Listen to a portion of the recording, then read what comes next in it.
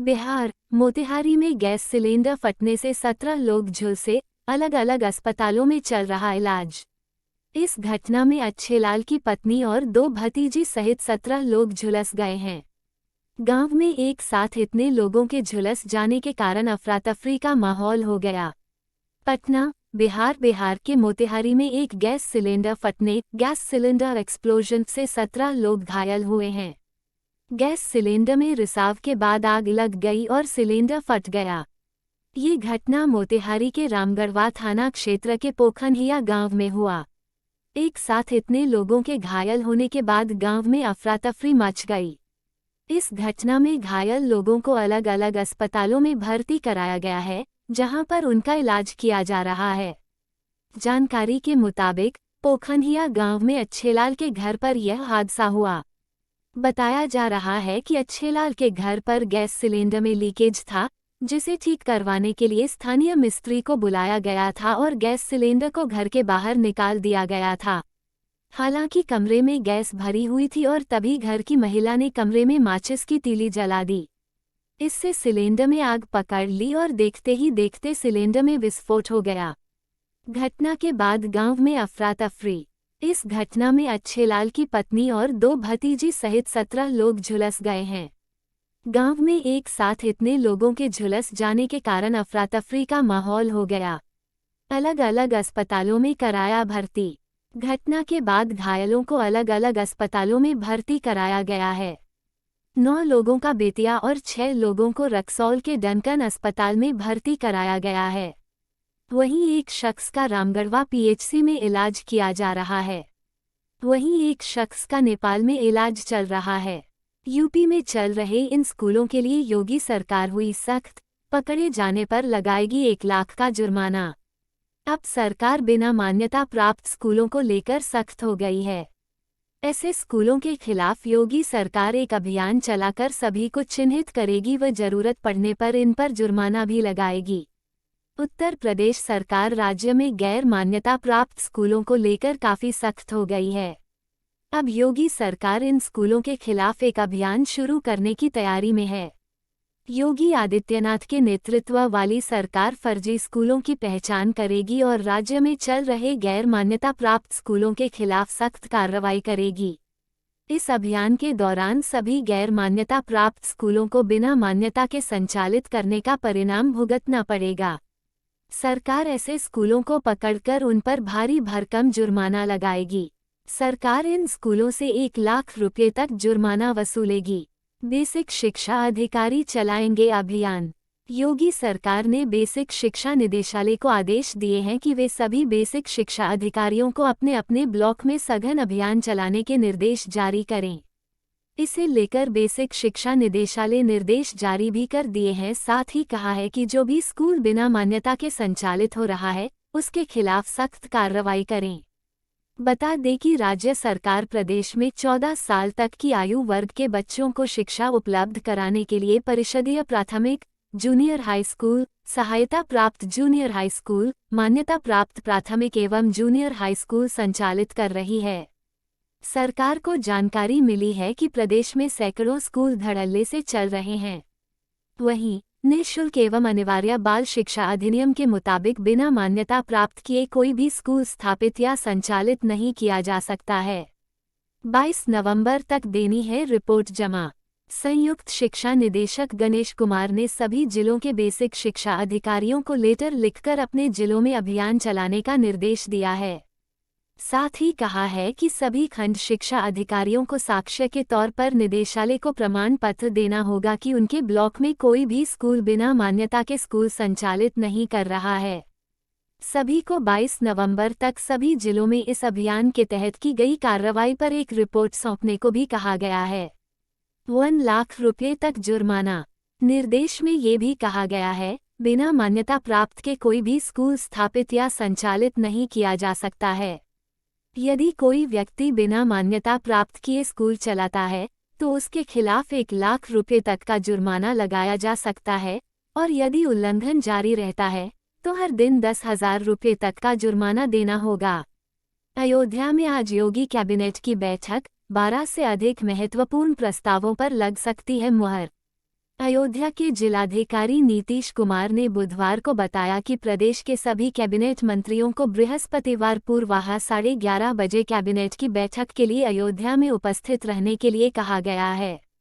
ये बैठक अंतर्राष्ट्रीय रामकथा संग्रहालय में होगी। उत्तर प्रदेश के मुख्यमंत्री योगी आदित्यनाथ की अध्यक्षता में आज अयोध्या में मंत्रिमंडल की बैठक होगी। रामनगरी में कैबिनेट की यह पहली बैठक होगी। मुख्यमंत्री ने शनिवार को अयोध्या में होने वाले दीपोत्सव समारोह से पहले ये बैठक करने का फैसला किया था।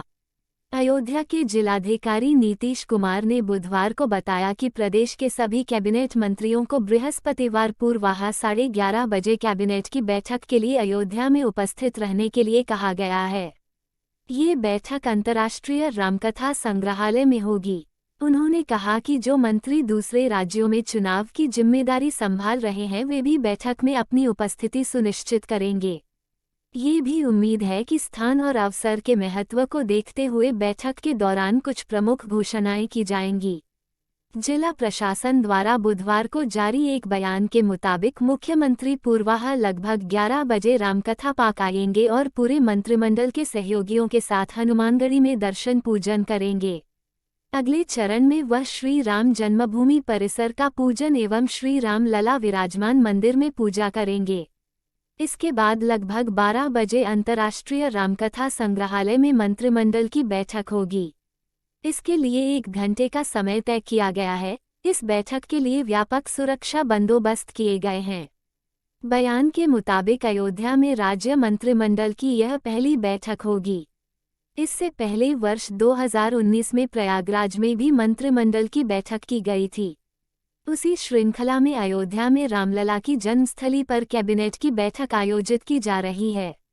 अयोध्या में प्रदेश मंत्रिमंडल की बैठक आयोजित करने के लिए 9 नवंबर की तिथि का चयन इस तथ्य को देखते हुए महत्वपूर्ण है कि उच्चतम न्यायालय ने वर्ष 2019 में इसी तारीख को अयोध्या में भगवान राम के भव्य मंदिर के निर्माण का मार्ग प्रशस्त करने वाला फैसला सुनाया था।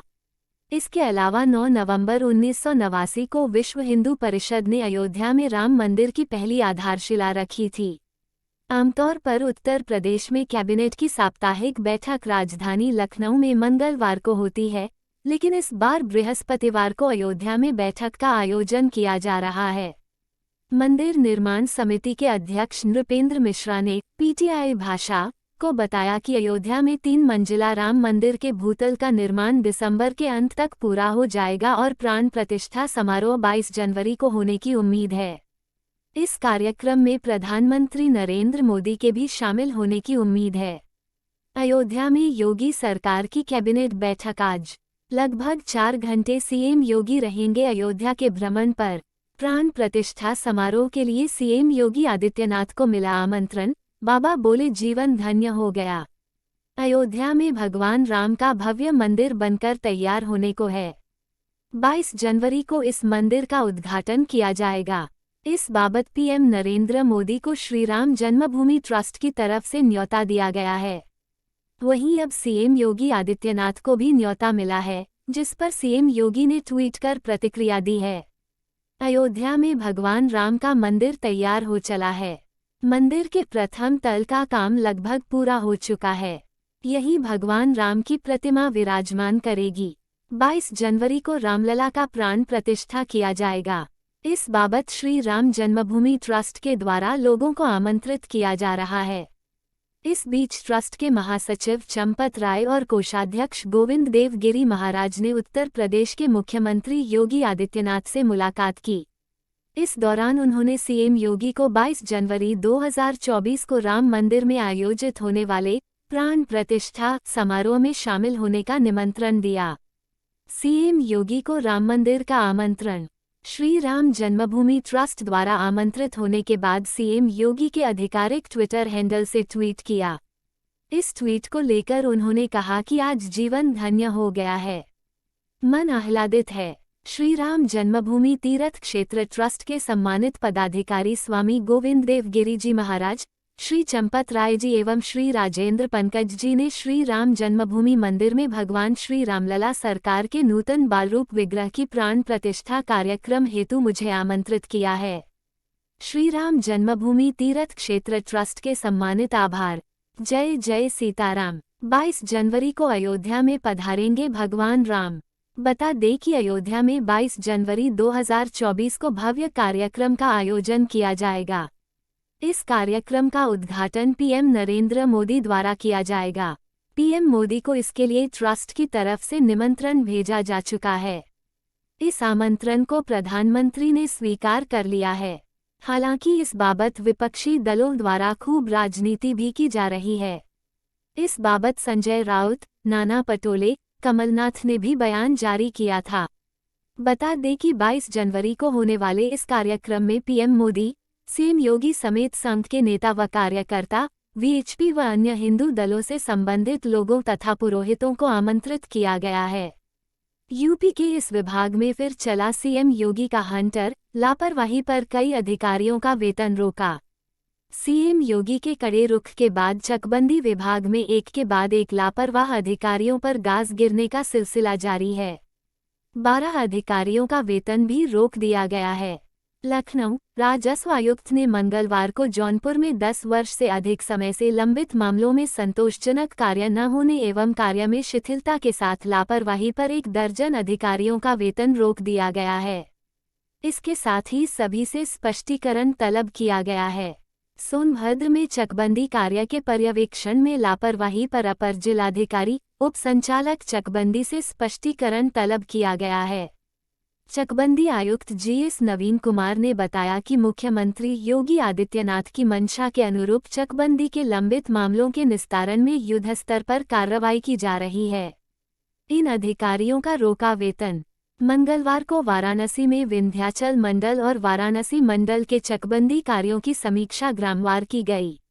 बैठक में 10 वर्ष से अधिक समय से लंबित वादों के निस्तारण में लापरवाही पर मिर्जापुर के बंदोबस्त अधिकारी चकबंदी नरेंद्र सिंह, धनराज यादव, चकबंदी अधिकारी गजाधर सिंह, जौनपुर के उप संचालक चकबंदी सोमनाथ मिश्र, बंदोबस्त चकबंदी अधिकारी विनोद कुमार वर्मा, चकबंदी अधिकारी फरहत अहमद खां, श्यामधनी पाल, रामजी शुक्ल, विजयशंकर सिंह, सत्य प्रकाश चौबे, संजीव कुमार तथा वाराणसी के चकबंदी अधिकारी मनोज कुमार सिंह का वेतन रोकते हुए स्पष्टीकरण तलब किया है।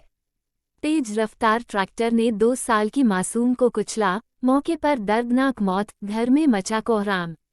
तेज रफ्तार ट्रैक्टर ने अनियंत्रित होकर घर के बाहर बच्ची को कुचल दिया। सूचना पर पहुंची पुलिस ने ट्रैक्टर को हिरासत में ले लिया है और शव को कब्जे में लेकर पोस्टमार्टम के लिए भेज दिया है। बांदा में तेज रफ्तार ट्रैक्टर ने 2 साल की मासूम को रौंद दिया। परिजनों ने बताया कि बच्ची घर के बाहर खेल रही थी। उसी दौरान तेज रफ्तार ट्रैक्टर ने अनियंत्रित होकर घर के बाहर बच्ची को कुचल दिया। सूचना पर पहुंची पुलिस ने ट्रैक्टर को हिरासत में ले लिया है और शव को कब्जे में लेकर पोस्टमार्टम के लिए भेज दिया है।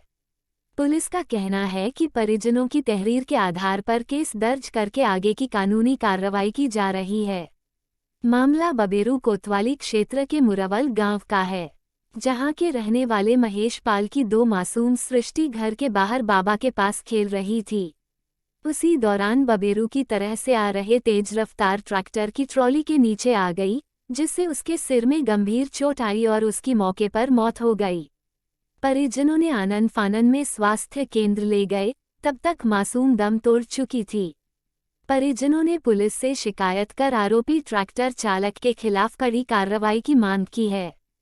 परिजनों का कहना है कि इस रोड से हमेशा तेज रफ्तार में वाहन निकलते हैं।